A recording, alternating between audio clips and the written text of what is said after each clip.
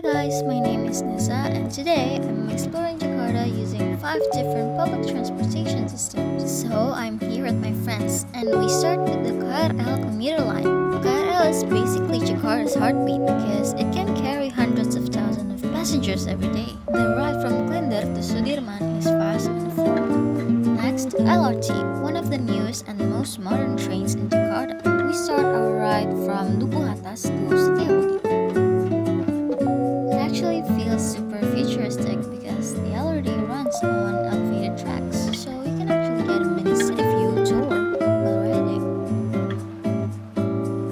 After that, we hop on the MRT, Jakarta's first underground metro system. Well, fun fact, MRT is known for being very punctual. If you miss one train, the next one comes in just a few minutes. The ride is very quick and it's super cool. Now we're arrived at Bundaran. There's actually many cool buildings and it's an amazing city view from Jakarta. Next, we tried Transjakarta Bus 4C, one of Jakarta's bus rapid transit systems. Transjakarta is actually one of the longest BRT systems in the world. With its own bus lanes, it helps you skip traffic and travel more efficiently.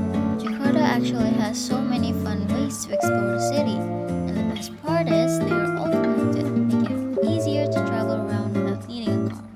And that's all my adventure for today. Bye bye.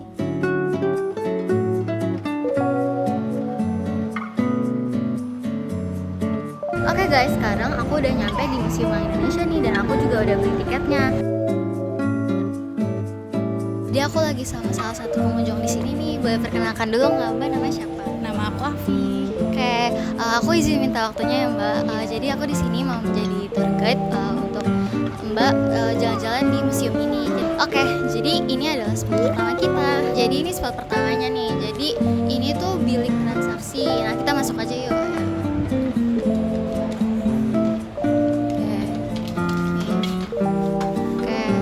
Berarti ini tuh masih asli gini ya besi-besi? Iya, jadi tuh ini di besinya tuh awalnya dibikin di tahun 1911. Masih udah lama banget, udah ratusan tahun berarti kan. Tapi terakhir direnov itu yang 1930. Jadi ini renovan terakhir dan masih awet banget sampai sekarang.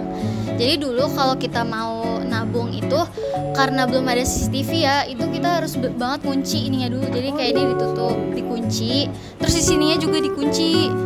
Jadi kalau kita mau transaksi ini pasti dibuka. Nanti kalau udah dibuka pas mau transaksinya aja, tapi pas kita lagi nyiapin uang atau lagi menabung di sini itu kita harus kunci karena kan belum ada CCTV ya. Lah, Bank De Javase Bank itu tuh bank yang didirikan oleh pemerintah Belanda. Bahkan De Javase Bank itu jadi bank sirkulasi pertama yang ada di Asia.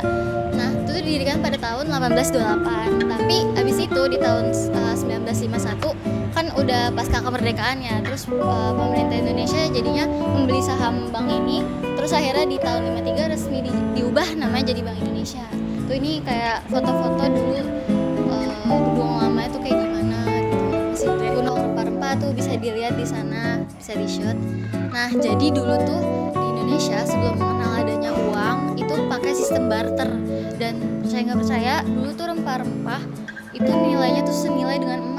Jadi makanya dulu tuh penjajah-penjajah gitu dari bangsa Portugis, Belanda dan lain itu pada datang ke Indonesia untuk membeli, memperdagangkan rempah-rempah karena dulu tuh nilai jualnya tuh tinggi banget. Bahkan ori itu kan uang rakyat Indonesia ya, kalau Rida uang rakyat Indonesia daerah.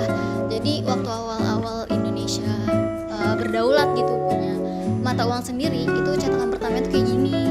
Nah terus karena dulu juga masih Belanda kan masih ada agresi militer, jadi agak susah gitu untuk mendistribusikan uang. Nah makanya pemerintah Indonesia tuh mengizinkan daerah-daerah untuk mencetak uangnya sendiri. Itu ada dari Aceh, ada Nias, Riau, banyak banget. Tapi paling banyak itu cetakan dari Pulau Sumatera. Itu koleksinya banyak banget. Dan dulu untuk mencetak uang itu pakai mesin yang masih sangat sederhana, itu kayak mesin untuk cetak koran tuh yang ada di sana. Jadi tuh ini diorama. Jadi diorama dulu di Javase Bank itu yang pegawai banknya itu cuman kulit putih sama orang Tionghoa. Jadi kulit putih itu ada Portugis dan Belanda. Terus kalau orang Tionghoa itu beberapa di karena mereka tuh dianggap pandai mengelola uang, ngitung uang. Sampai sekarang kayaknya kayak gitu ya. Jadi mereka kayak sekarang aku lagi sama pengunjung selanjutnya nih. Namanya siapa Mbak? Namanya Maya. Oke, jadi aku izin untuk menjadi tour guide di sini ya Mbak. Oke. Jadi ini jadi tuh kita udah masuk ke ruang direksi nih. Jadi dulu itu kan ini tuh direksi tuh kayak pimpinan paling atasnya gitu ya dari bank ini. Tapi dulu pas zaman The Javase Bank itu pimpinan paling atas itu dipanggilnya presiden bank. Jadi ini namanya dulu ruang presiden. Cuman pas sudah jadi di Bank Indonesia itu disebutnya ruang direksi. Jadi ini tempat buat rapat gitu, buat meeting. Ya ini itu ruang rapat mereka gitu dulu. Jadi mejanya panjang gitu. Tapi dulu ya sederhana aja. Cuman ini dipakai untuk mereka rapat. Nah ini selanjutnya tuh ini ada kaca patri. Nah kaca patri ini tuh salah satu yang ikonik juga di Bank Indonesia. Ini tuh fun fact, ini dibawa langsung dari Belanda, dari kota Delftnya. Iya tuh, itu ini asli dari awalnya ya, dari The Javase Bank. Tuh ada tulisannya sejak 1828. Di situ juga ada keterangannya kalau mereka cabang pertama itu di Batavia, tapi akhirnya membuat 2 cabang lainnya di Surabaya sama Semarang. Sampai gitu ya? Iya, sampai dulu kalau naruh emas di berangkas itu kayak ditumpuk kayak gini. Ini asli nggak Kak? Enggak, ini palsu pastinya. Kalau asli yang jaga mungkin apa ya, tentara ya, polisi. Nah sekarang ini tuh kita masuk ke ruangan numismatik. Jadi di sini ngejelasin tentang sejarah awalnya uang di Indonesia dari yang masih koin-koin sampai sekarang tuh udah jadi cetakan kertas atau mungkin era cashless ya. Nah ini itu awalnya ini waktu uang-uang masih zaman Majapahit, jadi kayak koin-koin kecil banget gitu. Ini bisa dilihat.